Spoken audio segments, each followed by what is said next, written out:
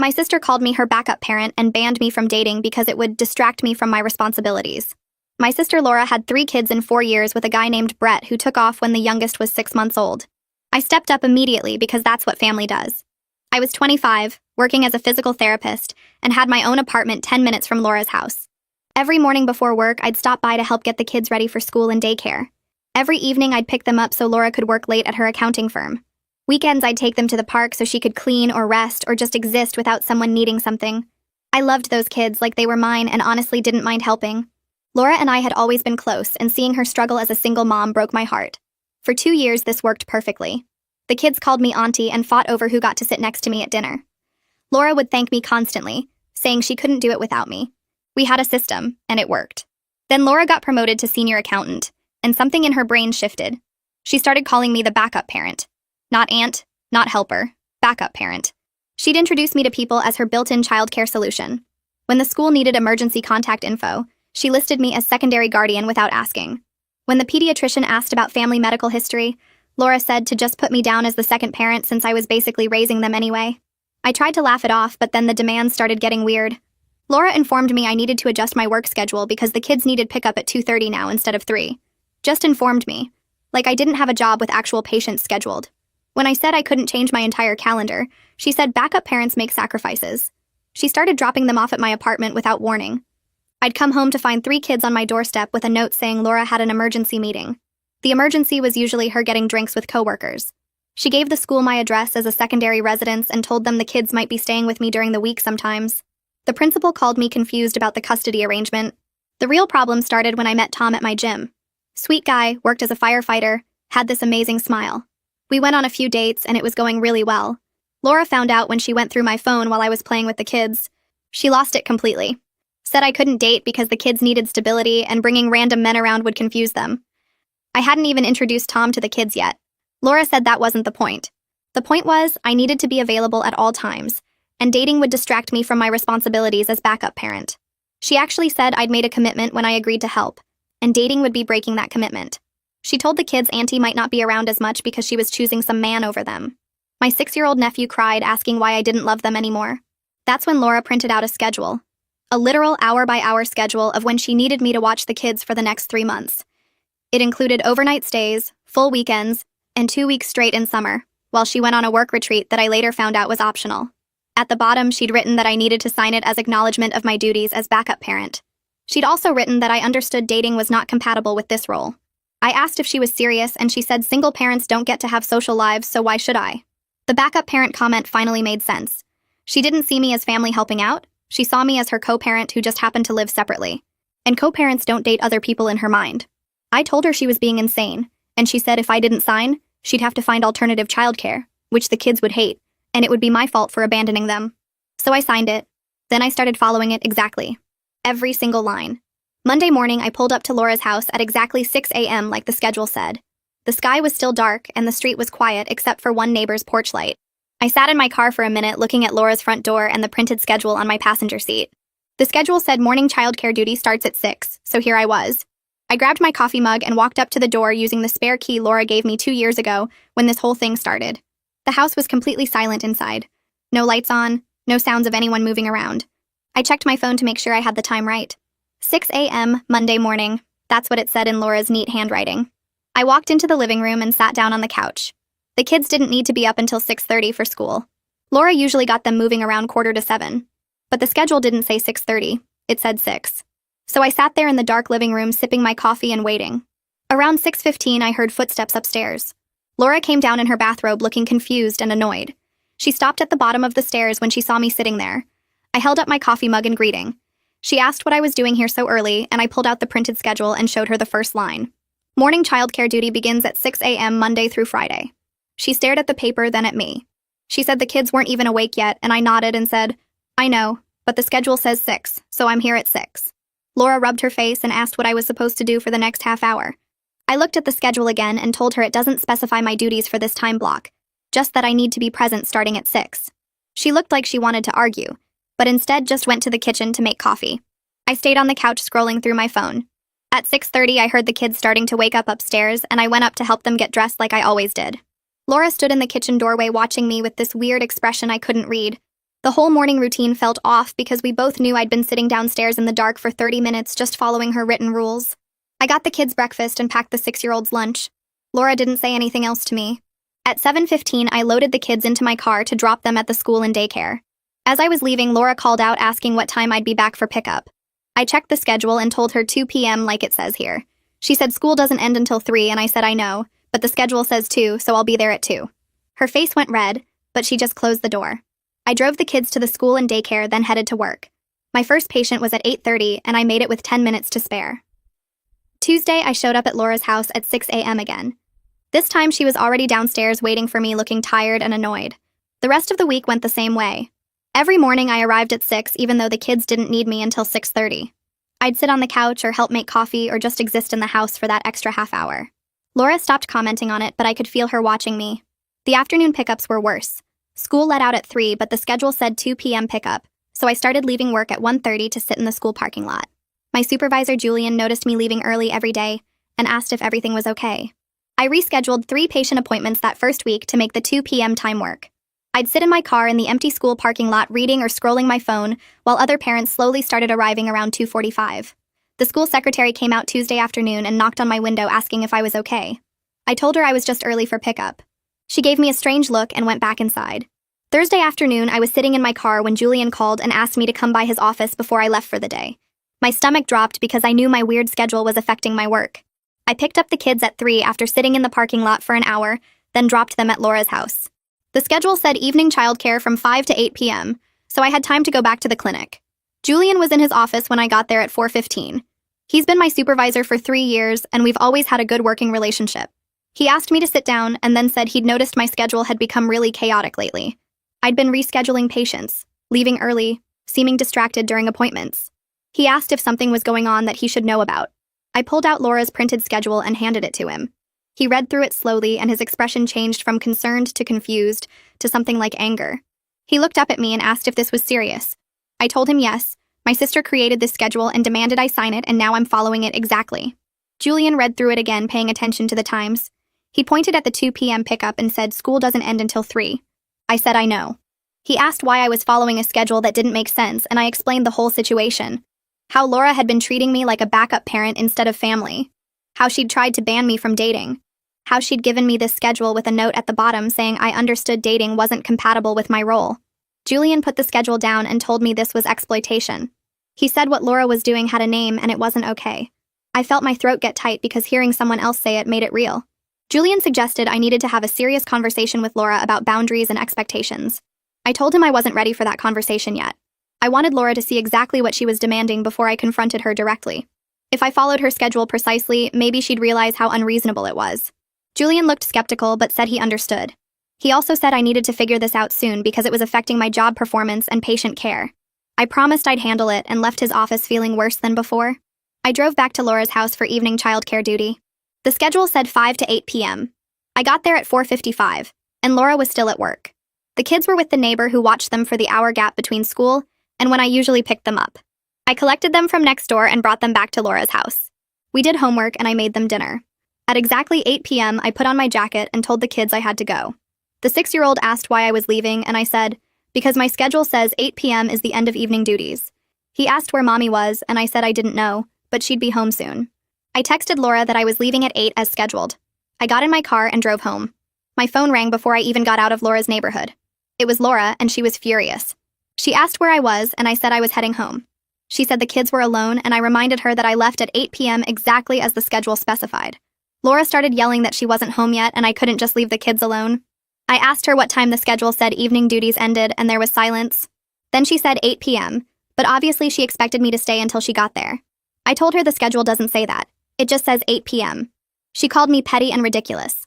I asked her calmly if she wanted me to follow the schedule or not. More silence. Then she said through what sounded like gritted teeth that yes, I should follow the schedule. I said okay, then I'll see her tomorrow at 6 a.m. and hung up.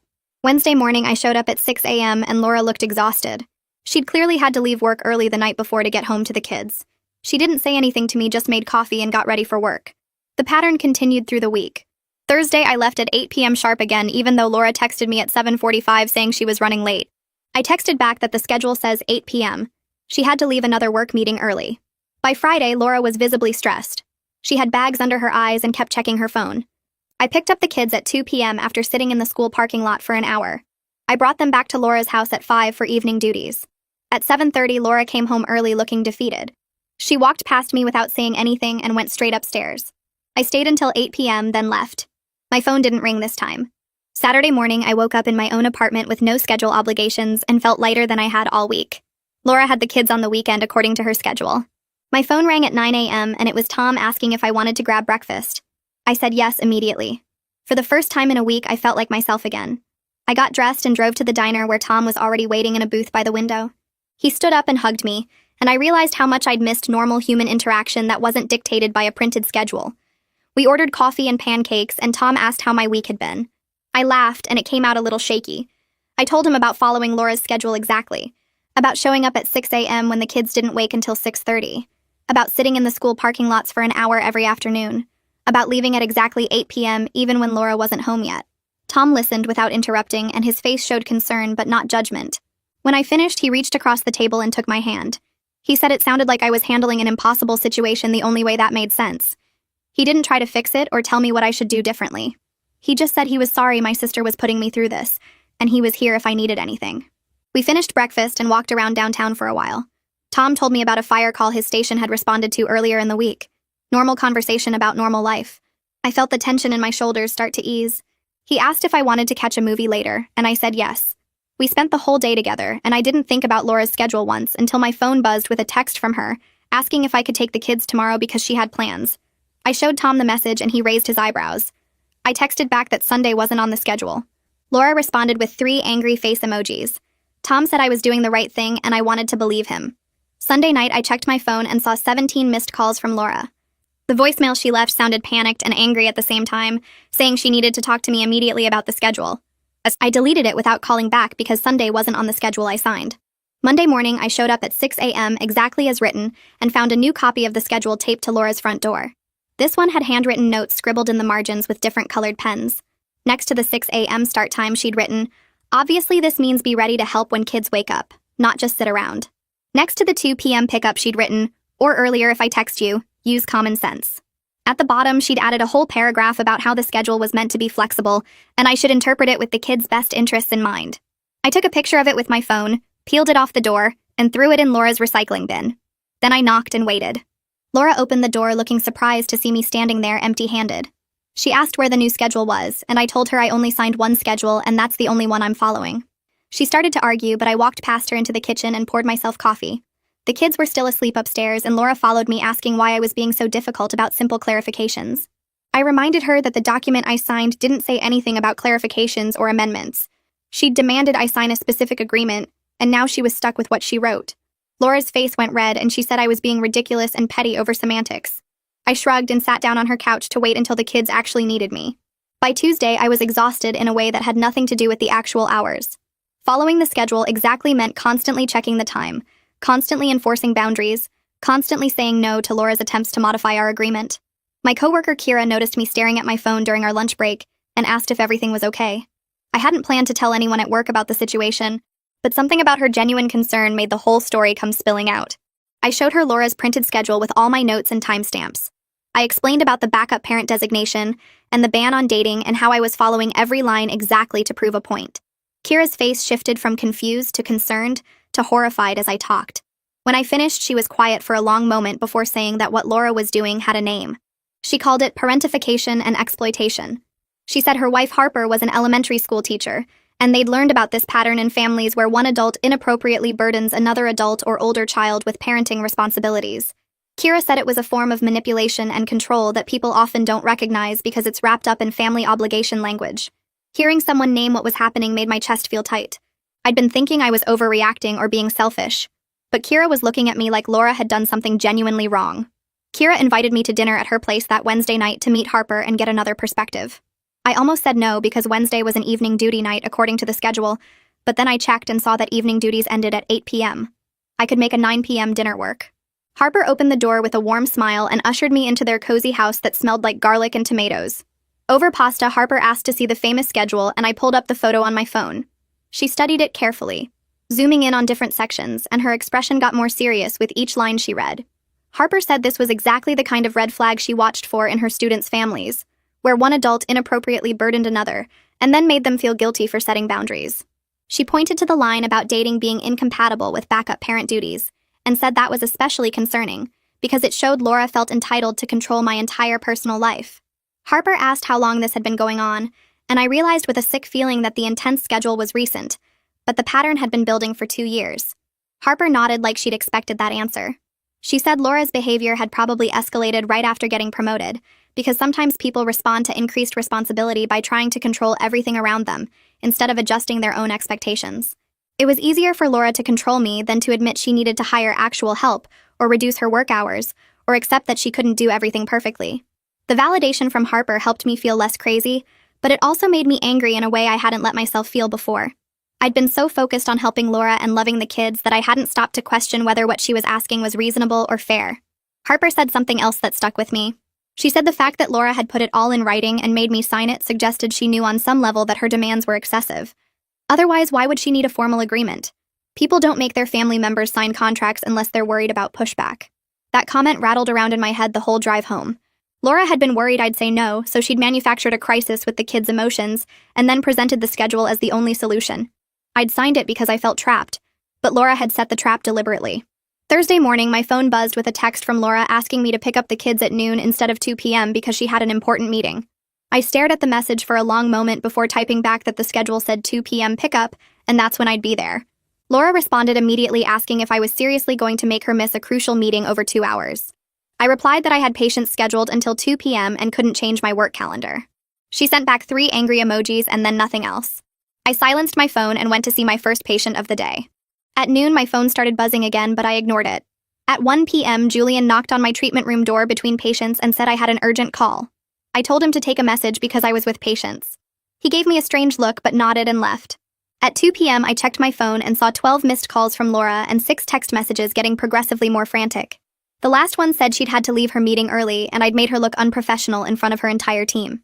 I didn't respond. Wednesday of the following week, Laura showed up at my clinic during my lunch break. The receptionist looked uncomfortable as she led Laura back to the break room where I was eating a sandwich. Laura's face was flushed and her hands were shaking as she demanded to know why I was being so rigid and difficult when I knew she needed flexibility. She said the schedule was meant to be a framework, not a prison, and I was deliberately misinterpreting it to punish her. I finished chewing my bite of sandwich before responding. I told her calmly that this was exactly the schedule she'd created and demanded I sign. I was simply following our agreement to the letter, because that's what she'd asked me to do. If the schedule didn't work for her actual needs, then maybe she should reconsider what she was asking of me. Laura's voice got louder as she said I was being petty and vindictive, punishing her for setting reasonable boundaries about my dating life. Several of my coworkers had stopped what they were doing to watch our conversation through the break room window. I kept my voice level and quiet as I responded that I wasn't punishing anyone. I was just demonstrating that her expectations were impossible for both of us. The schedule she'd created didn't account for real life or flexibility, or the fact that I had my own job and responsibilities. She'd tried to make me sign away my autonomy, and now she was discovering that the control she wanted wasn't actually workable. Laura opened her mouth to argue, but nothing came out. Her face crumpled, and for a second I thought she might cry, but instead she turned and walked quickly out of the break room. Through the window, I watched her push past the receptionist and leave the building. Julian appeared in the doorway a moment later, looking concerned. He asked if I was okay, and I nodded even though my hands were shaking. Julian sat down across from me and said gently that we needed to talk about what was happening. He said my family situation was affecting my professional reputation and patient care. 3 patients had mentioned that I seemed distracted lately, and I'd had to reschedule multiple appointments to accommodate Laura's schedule demands. Julian said he understood family obligations, but I needed to protect my job because Laura's behavior was creating problems that extended beyond our personal relationship. I promised him I was handling it and the situation would resolve soon. Julian didn't look convinced, but he nodded and left me alone to finish my lunch. I couldn't eat the rest of my sandwich. That evening, I sat down at my kitchen table with Laura's printed schedule and a calculator. I went through line by line and added up the actual hours she was demanding. Morning duties from 6 a.m. to 8 a.m. was 2 hours daily. Afternoon pickup and care from 2 p.m. to 5 p.m. was 3 hours daily. Evening duties from 5 p.m. to 8 p.m. was 3 more hours. That was 8 hours every single weekday. Then weekend duties were listed as Saturday 9 a.m. to 6 p.m. and Sunday 2 p.m. to 8 p.m. That was 9 hours on Saturday and 6 hours on Sunday. 8 hours times 5 weekdays was 40 hours. Plus 15 weekend hours made 55 hours total. I stared at the number in disbelief. Laura was demanding 55 hours per week on top of my 40-hour work week. I'd been working 95-hour weeks for 2 years without fully realizing it, because it had built up gradually. No wonder I was exhausted. No wonder I had no social life. No wonder the idea of dating had seemed impossible. I'd been working more than 2 full-time jobs, and Laura had responded to my attempt at boundaries by trying to formalize and expand my obligations even further. I pulled out my phone and texted Tom that I needed to see him tonight. He responded immediately saying he'd bring dinner. When he arrived at my apartment 2 hours later, I was still sitting at the kitchen table staring at the numbers I'd written down. 55 hours per week. Tom set down the takeout bags and came over to look at what I was doing. He read through my calculations silently while I sat there feeling numb. Then he pulled out the chair next to me and sat down. He didn't try to fix anything or tell me what to do. He just reached over and took my hand. That's when I started crying. Not quiet tears, but the kind of crying where you can't catch your breath. Tom pulled me into his arms and held me while I sobbed into his shirt. I kept saying I couldn't believe I'd let this happen, that I'd been so stupid not to see what Laura was doing. Tom just rubbed my back and said I wasn't stupid. I was kind, and Laura had taken advantage of that. We sat there on my kitchen floor for a long time while I cried out 2 years of exhaustion and resentment. Tom ordered me to take a shower while he heated up the food. By the time I came back out, he had plates set up and was scrolling through his phone. He showed me an article about family exploitation and parentification. Everything in it described exactly what Laura had been doing to me. Tom stayed until almost midnight, and when he left, he made me promise to talk to Julian about what was happening. I promised even though the idea made me want to throw up. Friday afternoon, Julian called me into his office right after my last patient left. His expression was serious as he gestured for me to close the door and sit down. He said he needed to talk to me about my recent performance. 3 patients had submitted complaints about rushed appointments in the past 2 weeks. I'd also had to reschedule 7 different sessions because of Laura's schedule demands. Julian pulled out a folder with the complaint forms, and I felt my face get hot as I read through them. One patient said I seemed distracted and didn't listen to her concerns about her knee pain. Another said I'd cut his session short by 15 minutes without explanation. The third said I'd been checking my phone repeatedly during their appointment. I remembered that day because Laura had been texting me about an emergency pickup that turned out to be nothing. Julian asked what was going on, and I told him everything. About Laura's schedule and the backup parent designation, and how I'd been trying to prove a point by following her demands exactly. Julian listened without interrupting, his expression getting more concerned as I talked. When I finished, he was quiet for a minute. Then he said very gently that my family situation could not continue to impact patient care. He understood I was in a difficult position, but my professional reputation was at stake. The clinic's reputation too, since patients were starting to complain. Julian suggested I take a few days off to sort things out. He said it wasn't a punishment, but he was worried about me and thought I needed space to handle this situation with Laura. I felt relief and failure at the same time. Relief because I was so tired I could barely think straight. Failure because I'd let my personal life mess up my job. Julian said he'd cover my appointments for Monday and Tuesday, and I should use that time to set some boundaries. I thanked him and left his office feeling like I might cry again. I sat in my car in the parking lot for 20 minutes before I could drive home. When I got to my apartment, I called my mom. She answered on the 3rd ring, sounding cheerful. I asked if she had time to talk, and her tone changed immediately. She asked what was wrong, and I started explaining everything that had been happening with Laura. The backup parent comments and the printed schedule and Laura banning me from dating. Mom was quiet while I talked. When I finished, there was a long silence on the other end. Finally, she said she'd noticed Laura taking advantage but hadn't wanted to interfere between her daughters. I felt anger flash through me. I asked why she hadn't said anything if she'd noticed. Mom sighed and said she thought I would speak up if it bothered me, and Laura had been under so much stress as a single mom that she didn't want to make things harder. Mom said Laura had always struggled with asking for help directly. Even as a kid, she would manipulate situations until people volunteered instead of just asking. She'd create problems or act helpless until someone stepped in to fix things. Mom said the promotion had probably made Laura feel more out of control because suddenly everyone was watching her performance at work. So she was trying to control me instead of admitting she was overwhelmed and needed actual help. Mom asked what I was going to do, and I said I didn't know. She offered to talk to Laura, but I said no. This was between me and my sister, and I needed to handle it myself. Mom made me promise to call her if things got worse. I promised and hung up feeling slightly better, but also more confused. Requested Reds is on Spotify now. Check out link in the description or comments. Saturday and Sunday, I barely left my apartment. Tom came over Saturday afternoon and we watched movies. Sunday, I cleaned my entire place and tried not to think about Laura or the kids. Then Sunday night, my phone rang. Laura. I almost didn't answer, but something made me pick up. Laura was crying before she even said hello. She said the kids were asking why I didn't love them anymore and why I was being so mean to Mommy. She said the 6-year-old had cried himself to sleep asking when Auntie was coming back. I felt the familiar guilt rising up like a wave. That automatic response that made me want to apologize and fix everything. But I pushed it down because I knew what Laura was doing. She was manipulating me through the kids just like she'd been doing for weeks. I told Laura very calmly that I loved the kids completely, but I was not their parent. She needed to stop telling them I was choosing Tom over them, because that wasn't true, and it wasn't fair to them. Laura started to argue, her voice getting louder. She said I was abandoning them and breaking my commitment to the family. I hung up. My hands were shaking so hard I had to put the phone down on the table. Laura called back immediately, but I didn't answer. She called 3 more times and sent a string of texts saying I was being cruel and selfish. I turned off my phone and went to bed even though it was only 8:30. Monday morning, I turned my phone back on and saw 12 missed calls from Laura and 1 from the school. I called the school first. The secretary said the 6-year-old had asked to see me during drop-off and had gotten upset when Laura said I wasn't coming. They wanted to make sure everything was okay with the family. I said everything was fine and I'd talk to my nephew. When I got to Laura's house to do the morning pickup that the schedule required, the kids were already dressed and eating breakfast. Laura wasn't there. The 6-year-old looked at me with big sad eyes and asked why I was being different now. He asked why I didn't play with them like I used to. I knelt down next to his chair and took his hand. I told him I loved him very much and I always would. But I had my own life too, and that didn't mean I loved him any less. I tried to explain that grown-ups need time for their own things, and that was okay and normal.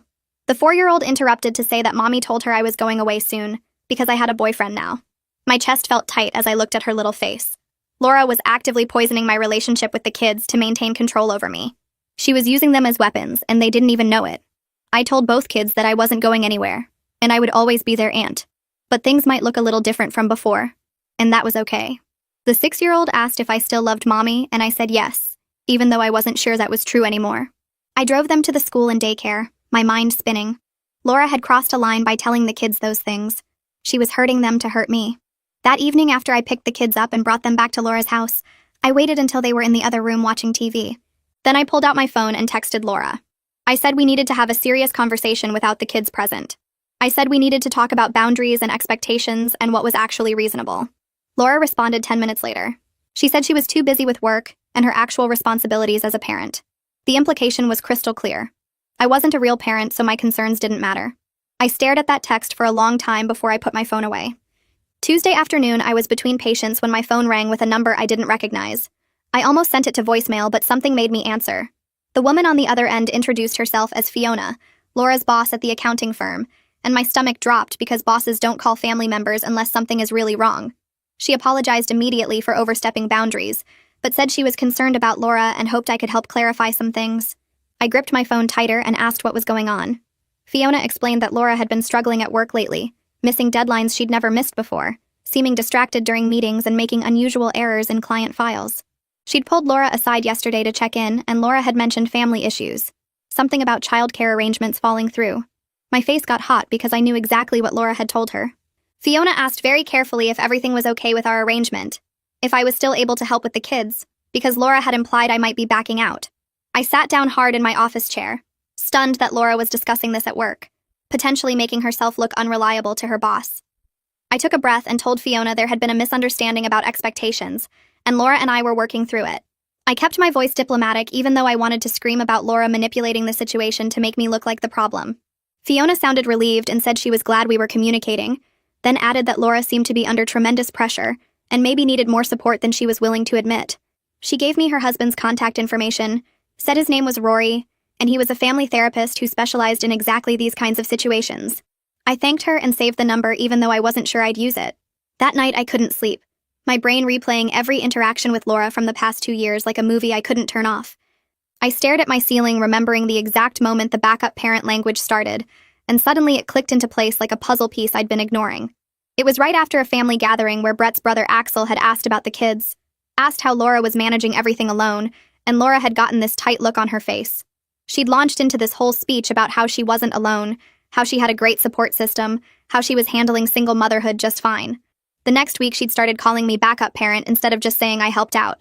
I rolled over and grabbed my phone, scrolling back through old texts, and found the pattern I'd missed while living through it. Every time someone questioned her parenting or implied she needed help, Laura's control over me got tighter. When her coworker mentioned daycare options, Laura added morning duties to my schedule. When Mom suggested a cleaning service, Laura started having me come over on weekends to help with housework. The promotion had given her financial security, but also more eyes on her, more people watching, More chances for someone to notice she was struggling. She couldn't control whether people judged her, but she could control me. Could make it look like she had everything perfectly managed by turning me into her shadow parent. Thursday morning, I called Rory's number before I could talk myself out of it. He answered on the second ring, and I explained who I was and how I got his contact information. He suggested we meet that afternoon during my lunch break at a coffee shop near my clinic. I showed up 10 minutes early and ordered tea I didn't drink, my hands shaking around the paper cup. Rory arrived exactly on time. A calm-looking man in his 40s who sat down across from me and just waited for me to start talking. I told him everything. The whole story from Brett leaving to the printed schedule to Laura banning me from dating. He listened without interrupting, just nodding occasionally and taking notes on a small pad. When I finished, he was quiet for a moment before confirming what I'd already started to suspect. Laura was exhibiting controlling behavior rooted in deep insecurity and fear of judgment as a single mother. He explained it carefully, said that Laura likely saw me as an extension of herself, rather than a separate person, which was why she felt entitled to dictate my dating life and schedule. She wasn't trying to hurt me exactly. She was trying to control her own anxiety by controlling me, turning me into a tool she could use to manage her fear of being seen as inadequate. Every time someone questioned her parenting, she tightened her grip on me to prove she had everything under control. Rory leaned forward and said, family therapy could help, but Laura had to recognize the problem first. He warned me that people in her mindset often resist help, because admitting they need it feels like admitting failure as a parent, and for Laura, that fear of failure was driving everything. He asked if I thought Laura would be willing to sit down with a mediator, and I honestly didn't know. I thanked him for his time and drove back to work with his words circling in my head. This new framework for understanding 2 years of my life. Friday evening, I was making dinner when someone knocked on my apartment door. I looked through the peephole and saw Laura standing there with all 3 kids and 2 suitcases, and my heart started racing before I even opened the door. Laura pushed past me the second I turned the knob, herding the kids inside and thrusting an overnight bag into my hands. She said she'd been called for an emergency work trip and needed me to keep them for the weekend, her words coming out fast and clipped like she was reading from a script she'd practiced. I looked at the kids standing in my entryway looking confused and tired, then at Laura who wouldn't quite meet my eyes. I walked over to my fridge where the printed schedule was still taped up, yellowing slightly at the edges from 2 weeks of cooking steam. I pointed at it and told Laura very calmly that weekend childcare wasn't on the schedule I signed. Laura's face went red immediately, that angry flush I'd seen 100 times before. She started yelling that I was being ridiculous. This was an emergency. Family helps family when emergencies happen. Her voice got louder with each word, and the 6-year-old started crying. I kept my voice level and asked what the emergency was exactly. Laura sputtered that it was a work crisis, a client situation that required immediate attention. I asked why she couldn't have called me first, given me any warning instead of just showing up with packed bags. She said there wasn't time and I was making this so much harder than it needed to be. I pulled the printed schedule off my fridge and held it up so Laura could see the yellowing paper with her own handwriting.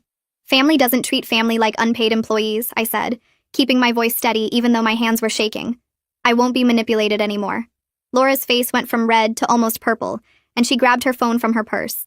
She stabbed at the screen while yelling that I was selfish, that I was abandoning her children, that I'd promised to help, and now I was backing out when she needed me most. The kids were still standing in my entryway looking confused and scared, the 6-year-old crying again. Laura put the phone to her ear, and I heard it ring twice before someone picked up. "Mom," Laura said in this broken, sobbing voice that didn't match how angry she'd been 2 seconds before. "She won't take the kids. She's refusing to help, and I have this work emergency, and she just doesn't care that I'm going to lose my job." I watched Laura pace my tiny kitchen while she cried into the phone, telling our mother that I'd changed, that I was choosing some man over my own family, that she didn't know what she was going to do. She hung up and looked at me with this expression I'd never seen before, something between rage and actual fear. "You're going to regret this," she said quietly. Then she herded the kids back out my door without another word.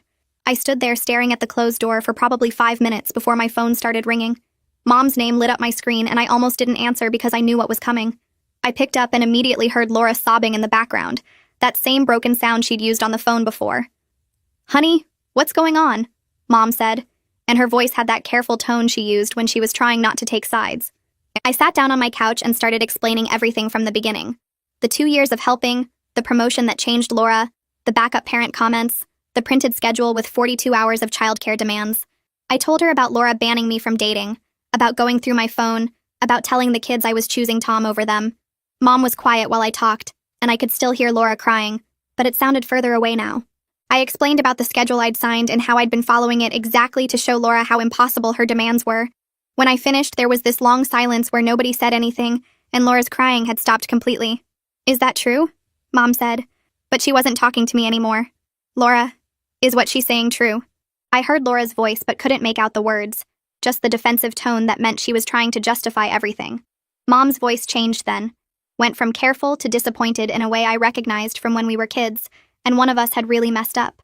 Laura Marie, we need to talk about this privately, Mom said.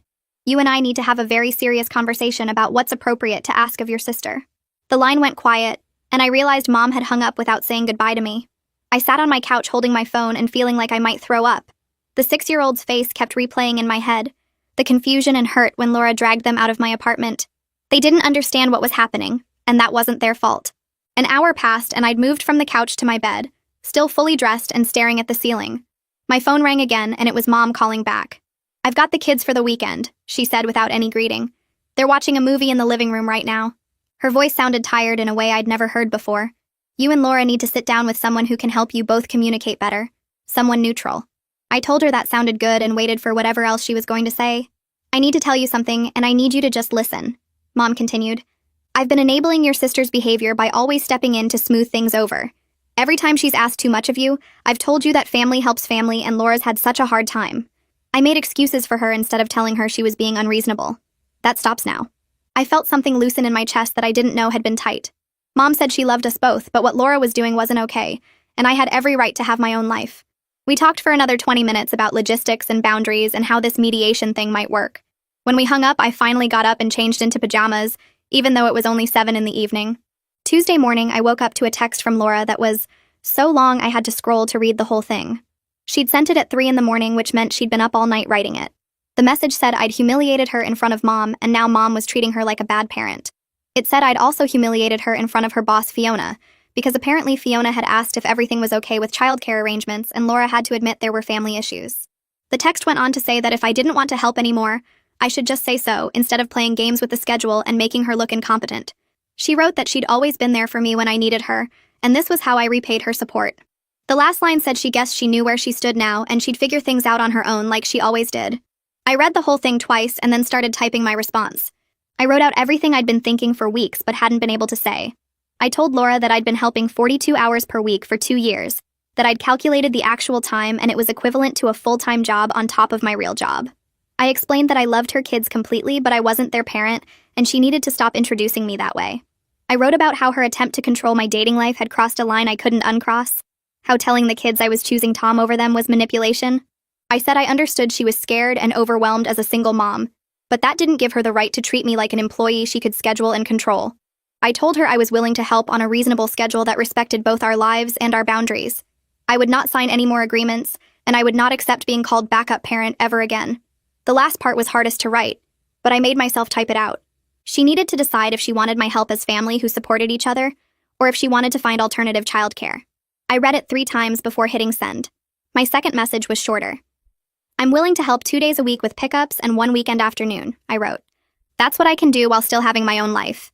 You need to hire someone for the rest of the coverage because that's the responsible thing to do as a parent. I'll always love the kids and I'll always be their aunt, but I can't be their second parent. That's not fair to any of us. I hit send and then turned my phone face down on the kitchen counter. 3 days went by with no response from Laura. Not a text, not a call, nothing. The silence felt like this weird combination of relief and terror, like waiting for test results you're not sure you want to know. Wednesday night, Tom picked me up for dinner at this Italian place downtown that he'd been wanting to try. I barely tasted anything even though the pasta was supposed to be amazing. My mind kept spinning through possible outcomes. Maybe Laura would agree to reasonable boundaries and we could rebuild something healthier. Maybe she'd cut me off completely and I'd lose my relationship with the kids. Maybe she'd show up at my apartment again with more demands. Tom reached across the table and took my hand, told me to try to be present for at least 5 minutes. I managed to focus on him and the restaurant and the normal conversation we were having, but the anxiety was still there underneath everything. Thursday afternoon, my phone rang while I was between patients and Laura's name appeared on the screen. My stomach dropped, but I answered. Her voice sounded completely different from the last time we'd talked, tired and small instead of angry. Can we meet at Mom's house on Saturday? She asked, with Rory there as a mediator. Mom already talked to him and he said he'd do it. I said yes immediately, maybe too quickly, but I wanted this conversation to happen before I could lose my nerve. Laura thanked me in this quiet voice and then hung up. I stood in the clinic hallway holding my phone and feeling like maybe something might actually change. Kira found me there a few minutes later and I told her about the mediation. She hugged me right there in the hallway and said she was proud of me for holding my boundaries. The rest of Thursday and all of Friday passed in this strange slow motion where I couldn't focus on anything except Saturday morning. Saturday morning arrived and I was up at 6 even though the mediation wasn't until 10. I changed clothes 3 times and couldn't eat breakfast. Tom came over at 9:30 and found me pacing my apartment in jeans and my 4th shirt choice. He told me I looked fine and we needed to leave or I'd be late. In the car, I couldn't stop fidgeting with my seatbelt and running through everything I wanted to say. Tom pulled into Mom's driveway and put the car in the park, then turned to look at me. "You didn't create this situation," he said. "You just refused to keep enabling it. That's not the same as causing it." I nodded and took a deep breath. He squeezed my hand, and I got out of the car before I could change my mind. Mom's front door was already open, and I could see Laura's car parked on the street.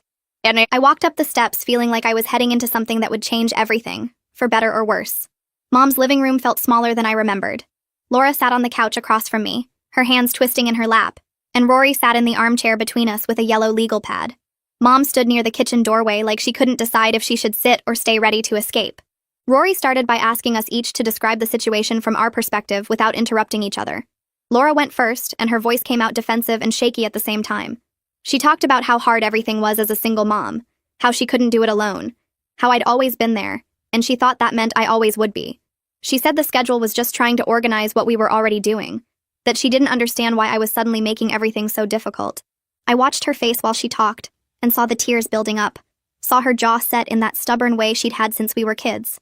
When it was my turn, I pulled out my phone and showed Rory the schedule Laura had printed. He studied it for a long minute, then asked me to walk through a typical week. I started with Monday morning at 6, the pickup times, the evening duties, the weekend coverage, the overnight stays. I kept my voice steady and factual, just listing what the schedule required hour by hour. Rory wrote numbers on his legal pad while I talked. When I finished, he looked up at Laura and asked if this was accurate.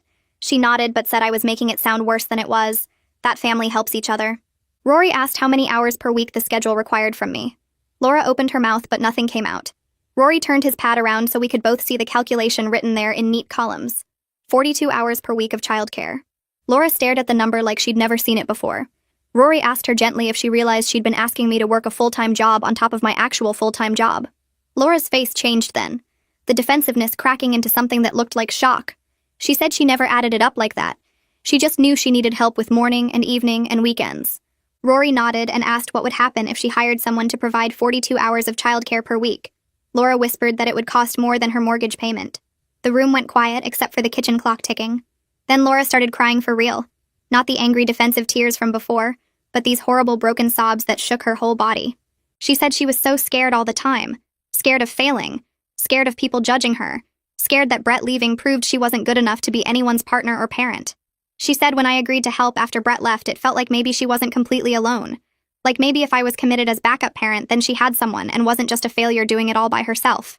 The words came out messy and desperate between sobs. She said the promotion made everything worse because more people were watching her. More people could see if she messed up, and she needed me to be locked in so she wouldn't fall apart. I felt my own throat getting tight listening to her. I understood the fear, I really did, but understanding it didn't make what she'd done okay. I waited until her crying slowed down. Then I said, I got why she was scared, but I couldn't sacrifice my whole life to manage her worry. I told her I loved her, and I loved the kids completely, but I needed boundaries, and she needed to accept that asking for help wasn't the same as failing as a parent. Laura wiped her face and said she knew she'd gone too far, that somewhere along the way helping had turned into expecting, and she couldn't see it until Rory wrote that number on the pad. Rory asked what would feel reasonable for both of us going forward. I said I could do pickups 2 days a week and 1 weekend afternoon, maybe 4 or 5 hours total. Laura looked panicked and asked what about the rest of the time. Rory suggested she hire a part-time nanny for the other coverage, that it was the responsible thing to do and didn't mean she was failing. Laura argued that hiring help felt like admitting defeat. Mom finally spoke up from the doorway and said that was ridiculous, that every parent needs support and paying for good childcare was smart. Parenting, not weakness. We spent the next hour working out details with Rory guiding the conversation. Laura agreed to stop introducing me as backup parent, and to respect that I had my own life, including dating. She'd hire a nanny for the coverage I couldn't provide. I'd help 2 weekday afternoons and 1 weekend afternoon, but anything beyond that required advance notice and my actual agreement. Laura looked at me with red, swollen eyes and said she was sorry for manipulating the kids, for telling them I was choosing Tom over them. She admitted she'd been jealous that I might have the relationship she lost with Brett, and she'd taken that fear and anger out on me in a way that was completely unfair. Her voice broke on the last words. I reached across the space between us and took her hand. Mom came and sat on the arm of the couch next to Laura, putting her hand on Laura's shoulder. Mom said she should have stepped in earlier instead of letting things get this bad, that she'd watched Laura's behavior get worse and worse but didn't want to interfere between her daughters. She promised she'd be more present to help Laura work through the single-parent anxiety without dumping it all on me. Rory made us both agree to check in with him in 2 weeks to see how the new arrangement was working. Laura signed a paper acknowledging the boundaries we'd set, and I signed one agreeing to my specific commitment. It felt weird and formal, but also necessary after everything that had happened. When we left Mom's house, 3 hours had passed and I felt completely drained. Tom was waiting in his car and he took one look at my face and pulled me into a hug without asking questions. The following week felt strange in a way I couldn't quite name. Wednesday afternoon, I picked up the kids from the school like we'd agreed and took them to the park. The 6-year-old ran straight to the swings shouting for me to push him. The 4-year-old wanted to play tag. The 2-year-old toddled after a dog with his arms out. I wasn't checking my phone every 5 minutes or watching the clock worried about what came next. I actually played with them, laughed at their jokes, helped them climb the jungle gym without feeling that crushing weight of resentment. When I dropped them back at Laura's house at 5:30, the 6-year-old hugged me and said this was more fun than before. I asked what he meant, and he said I wasn't grumpy anymore. His honesty stung, but he was right. The rigid schedule had turned me into someone stressed and resentful, and the kids had felt it even if they couldn't name it. Laura started seeing Rory individually the next week for therapy about her control issues and single-parent fears. She texted me after her first session saying thank you for forcing this, that she hadn't realized how much terror was driving everything she did. She said Rory was helping her see that asking for help directly was actually stronger than manipulating people into giving it. 2 weeks after the mediation, Tom and I had dinner at Laura's house with her and the kids. Laura had ordered pizza and set up the dining room table with actual plates instead of paper. It was awkward at first with everyone being extra polite and careful. But then the 6-year-old spilled juice all over himself and we all laughed, and Laura asked Tom about his work at the fire station. He told stories about rescue calls that had the kids fascinated, and Laura smiled and didn't make a single comment about my dating life taking away from family time. When we left that night, Laura hugged me at the door and whispered that she liked him, that she could see why I wanted to spend time with him. Monday morning, I walked into the clinic and Julian called me into his office. I thought maybe I was in trouble, but he said he'd noticed a big change in my work over the past 2 weeks. My patient appointments were running on time, I wasn't scattered and exhausted, and 2 patients had specifically mentioned how much more present I seemed during their sessions. He said whatever I'd done to sort out my family situation was clearly working, because I was back to being the therapist he'd hired 2 years ago. A month passed after the mediation session at Mom's house. Laura called me on a Tuesday afternoon while I was between patients. She said she'd hired someone to help with the kids and wanted me to meet her. The woman's name was Siobhan Pace, and she'd been working as a nanny for 6 years with excellent references. Laura's voice sounded different on the phone, lighter somehow, like she'd been carrying something heavy and finally put it down. I drove to Laura's house that Saturday morning and found a woman in her early 30s playing board games with all 3 kids in the living room. Siobhan had dark curly hair and laugh lines around her eyes, and the kids were completely focused on the game instead of fighting or demanding attention. Laura pulled me into the kitchen and admitted she'd been scared to hire help because it felt like failing as a mom. She said Rory had helped her see that asking for professional childcare wasn't admitting defeat. It was being responsible about what she could actually handle. The relief on Laura's face was obvious, and I hugged her without saying anything, because words would have made it awkward. Siobhan came 3 afternoons a week and every other Saturday, giving Laura actual breathing room in her schedule. The kids adapted fast because Siobhan knew how to make cleanup time into a game, and never seemed tired or frustrated with their constant questions. I picked up the kids one Wednesday afternoon a few weeks later for our scheduled park time. The 6-year-old ran straight to me when I arrived and wrapped his arms around my legs. We walked to the playground near Laura's house and I pushed him on the swings while the 4-year-old played in the sandbox. He asked if we could get ice cream after, and I said yes because the schedule wasn't controlling every minute anymore. We sat on a bench eating our cones and he looked at me with chocolate ice cream on his nose.